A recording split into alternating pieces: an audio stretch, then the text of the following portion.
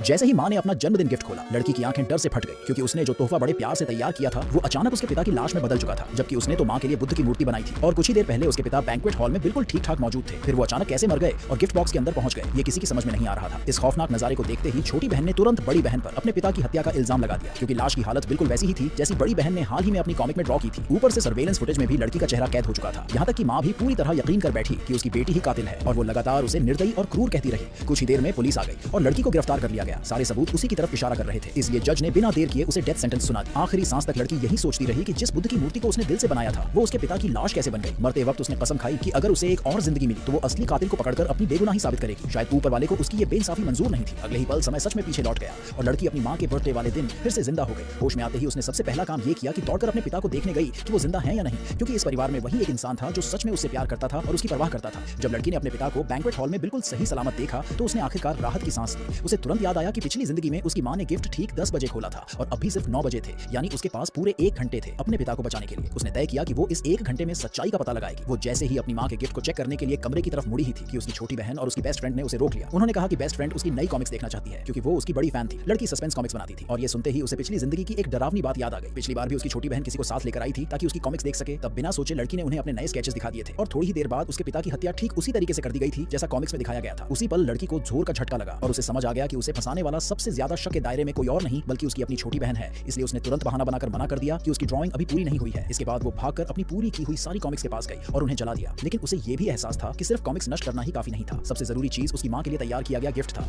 लड़की ने जैसे ही उसे खोलकर देखा और पाया कि बुद्ध की मूर्ति बिल्कुल सही सलामत है तो उसके दिल को थोड़ी शांति मिली। लेकिन फिर भी सेफ्टी के लिए उसने गिफ्ट बॉक्स के अंदर एक सेंसर लगा दिया जो उसके फोन से जुड़ा था, ताकि जैसे ही बॉक्स खुले उसे नोटिफिकेशन मिल जाए। अब उसका अगला और सबसे बड़ा मकसद था अपने पिता की जान बचाना, क्योंकि जब तक पिता जिंदा रहते वो पिछली जिंदगी वाले डरावने अंजाम से बच सकती थी। इसलिए वो जल्दी से बैंक्वेट हॉल पहुंची और अपने पिता को ढूंढकर सब सच बताने ही वाली थी कि तभी उसकी माँ ने बीच में टोक दिया, कहा कि कुछ गेस्ट्स उनका इंतजार कर रहे हैं और पिता को वहां से ले जाने लगी। लड़की को तुरंत याद आया कि पिछली जिंदगी में शायद इसी पल उसके पिता को मारा गया था, इसलिए उसने जिद की कि वो भी साथ चलेगी। माँ ने उसे बेवकूफी और बदतमीजी का ताना दिया, लेकिन हमेशा की तरह पिता ने बेटी का साथ दिया। न सिर्फ उसे साथ चलने दिया बल्कि अपने दोस्तों से मिलवाने की बात भी करने लगे। जैसे जैसे समय बीत रहा था लड़की फोन चेक करती रही। गिफ्ट बॉक्स अभी तक नहीं खुला था और उसके पिता भी सुरक्षित थे। अब सिर्फ 5 मिनट बचे थे और लड़की को लगा कि इस बार कातिल के पास मौका नहीं बचेगा। लेकिन तभी उसके पिता ने अचानक टॉयलेट जाने की बात कही। लड़की ने तुरंत साथ चलने की पेशकश की, मगर फिर से माँ ने रोक दिया। उस पर लड़की के दिमाग में ये सवाल उठा कि कहीं पिता की मौत में माँ की भी कोई भूमिका तो नहीं थी। लेकिन फिर उसने सोचा कि टॉयलेट जाते वक्त पिता उसकी नजरों से दूर हो जाएंगे, जो खतरनाक हो सकता है। इसलिए उसने तुरंत मेजर डोमो को बुलाकर कहा कि वो पिता के साथ टॉयलेट जाए। थोड़ी ही देर बाद माँ के गिफ्ट खोलने का समय आ गया। उधर पिता भी मेजर डोमो के साथ सेफली वापस आ गए। जब लड़की की बारी आई माँ को गिफ्ट देने की तो वो खुद जाकर बॉक्स लाना चाहती थी, लेकिन माँ ने बेटी से बात करने का बहाना बनाकर मेजर डोमो को ही गिफ्ट लाने भेज दिया। लड़की ने फोन देखा, कोई नोटिफिकेशन नहीं थी, यानी बॉक्स अभी तक नहीं खुला था। उसे लगा सब ठीक है। थोड़ी देर में गिफ्ट आ भी गया, लेकिन उसी पल लड़की का दिल बैठ गया, क्योंकि जो पिता कुछ देर पहले उसके पास खड़े थे अब अचानक गायब थे